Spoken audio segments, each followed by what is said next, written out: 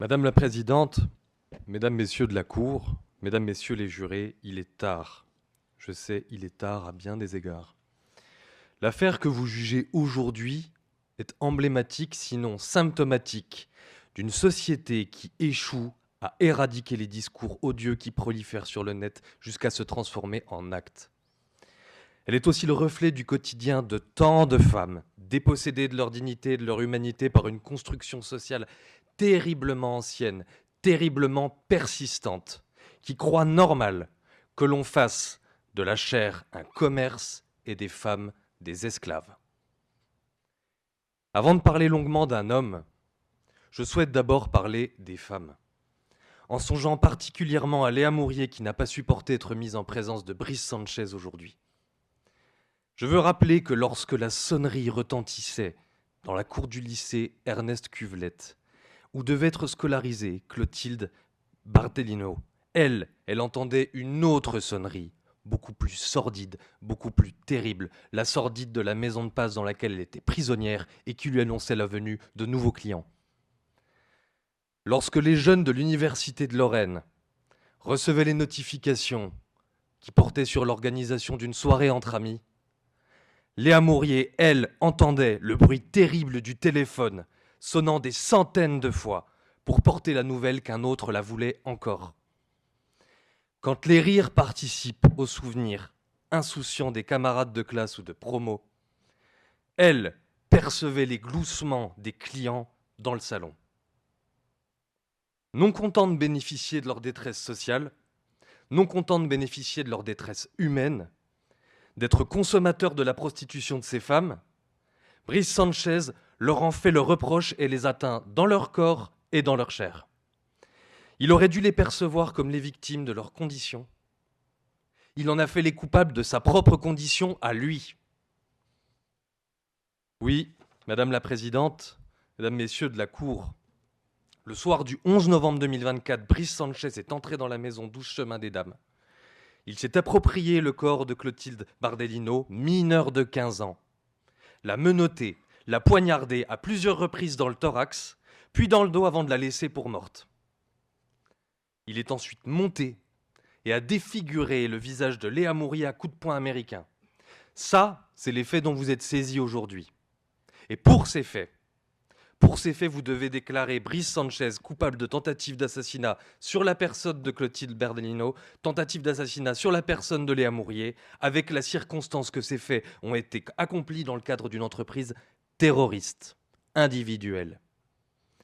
J'entends déjà dire que c'est audacieux, sinon excessif, que c'est se méprendre sur la personnalité de Brice Sanchez, que c'est passer à côté de ses propres traumatismes, de la non-acceptation de son corps, de lui-même, que c'est méconnaître la racine même du problème en stigmatisant un homme seul, alors que c'est finalement le produit d'un système entier. À ceux qui tiendront ce discours, je veux déjà dire plusieurs choses. Je n'invente ni la volonté de tuer, ni la préméditation, ni l'entreprise terroriste. Souvenez-vous que l'un des coups de couteau a été porté à proximité immédiate du cœur, alors même que Clotilde était attachée au lit et qu'il l'a sciemment se laissé se vider de son sang pendant qu'il montait démolir le visage de Léa Mourier. Souvenez-vous qu'il a roué de coups de poing américains le visage de Léa quand un seul coup aurait pu suffire à la tuer. Souvenez-vous que c'est encore lui qui dit son intention de les tuer, qui prépare son projet en se renseignant sur la localisation d'une armurerie et qui, enfin, n'a cessé de revendiquer son geste. Avant comme après. Je vous donnerai lecture de ces mots dans la vidéo intitulée Jour de gloire que l'on a longuement commentée au cours des débats, mais qui sont effrayants. Aujourd'hui, c'est le jour J. Les filles, si je ne peux pas vous avoir, je vous tuerai toutes. ER avait tout compris, je marche dans ses pas. Non seulement il annonce son geste, il annonce son désir d'ôter la vie, mais il le revendique en déclarant s'inscrire dans la droite ligne de son maître à penser Elliot Rodger, auteur du sextuple homicide commis aux États-Unis pour les mêmes motifs. Cette revendication idéologique, Brice Sanchez ne cesse de la porter. Sur les réseaux, en évoquant la supposée purification des femmes et en appelant à leur meurtre, en gardant le silence au motif que la juge d'instruction est une femme, que sa greffière est une femme, en projetant d'instiller la terreur et l'effroi, non seulement vis-à-vis de ses victimes, mais également de toutes les femmes, et c'est bien ainsi qu'il décrit son projet dans sa vidéo « Jour de gloire ». Je veux ensuite dire, mesdames, messieurs, que si Brice Sanchez avait hurlé Allahu Akbar ou Deus Vult en brandissant sa lame, et si l'on avait découvert du contenu fondamentaliste sur ses réseaux sociaux, de manière unanime, tout le monde, sans discussion aucune, aurait qualifié l'acte de terroriste. Alors je vous le demande, pour quelle raison devrait-on faire une différence ? Aujourd'hui, pour quelle raison l'idéologie fondée sur l'extermination et l'asservissement des femmes devrait différer de l'idéologie fondée sur l'extermination et l'asservissement de pseudo-mécréants ? Aucune. Je veux enfin dire qu'en reconnaissant les faits comme terroristes, vous rendez une décision historique. Historique tant par la manière dont vous aurez nommé l'innommable que par la manière dont vous l'aurez puni. Historique car vous aurez dit que le masculiniste est un terroriste, que la loi ne distingue pas l'incel du djihadiste ou du néo-nazi et qu'ils seront désormais traités comme tels. J'ajoute que l'accroissement du risque terroriste incel, qui représente aujourd'hui 10 à 20% de la mouvance terroriste de l'ultra-droite, a été récemment pointé tant par le parquet national antiterroriste que les services de renseignement. C'est donc, mesdames et messieurs, le premier qui sera condamné de ce chef, mais probablement pas le dernier. Le message adressé par une telle condamnation revêt non seulement l'avantage d'envoyer un avertissement on ne peut plus clair à l'ensemble de la communauté incel, mais également à l'ensemble des victimes. Ainsi, elles ne seront pas reconnues comme les victimes d'un ancien amant frustré, ce que l'on a beaucoup entendu ces derniers jours, mais bien comme les victimes d'une idéologie mortifère qui les désigne comme cible à abattre uniquement parce que ce sont des femmes. À partir de ce constat, quelle peine prononcer à l'encontre de Brice Sanchez ? Son profil, c'est celui d'un jeune homme sans histoire, c'est vrai. Ancien maître nageur, sans mention au casier judiciaire, dont l'expert a dit que le discernement n'était ni aboli ni altéré. Un jeune homme sans histoire, certes, mais un jeune homme gavé de réseaux sociaux. Gavé de réseaux sociaux au point de produire 1500 vidéos sur sa chaîne YouTube, toutes sur le thème de la sexualité, de la séduction et de la virilité.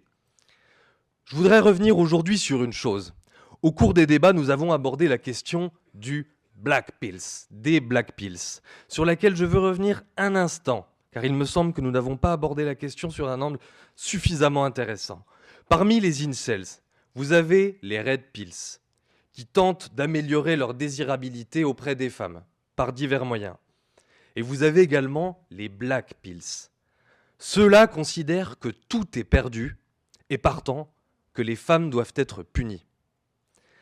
Cette appartenance affichée dans sa dernière vidéo postée le jour des faits démontre le degré de radicalisation de Brice Sanchez et en conséquence la difficulté qu'il y aura de travailler sur sa réhabilitation sociale, non pas dans les 5, les 10, mais peut-être les 15 prochaines années.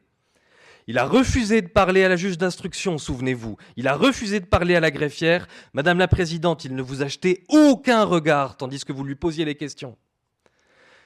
Dès lors, il refusera de parler à sa conseillère pénitentiaire d'insertion et de manière générale, il refusera de parler à toute intervenante du champ médico-social.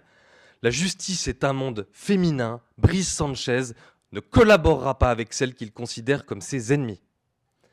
En considération des faits et de cette personnalité hautement criminogène de par son impulsivité, son incapacité à respecter les règles, son absence d'empathie, sa paranoïa, selon les termes même du psychiatre, je vous demande de le condamner à une peine de 30 ans de réclusion criminelle assortie d'une période de sûreté de 15 ans. Je vous demande également de prononcer un suivi socio-judiciaire à son encontre pendant une durée de 10 ans.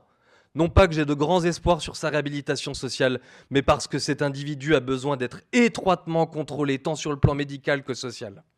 L'objectif de cette peine, très lourde, est avant tout de protéger la société d'un individu qui a commis un des crimes les plus graves réprimés par notre code pénal 2 fois dans la même soirée. Et de protéger toutes ces femmes, toutes ces filles qui pourraient croiser un jour Brice Sanchez. Je voudrais vous livrer les mots de Margaret Atwood, romancière, qui a écrit « Les hommes ont peur que les femmes se moquent d'eux. Les femmes ont peur que les hommes les tuent.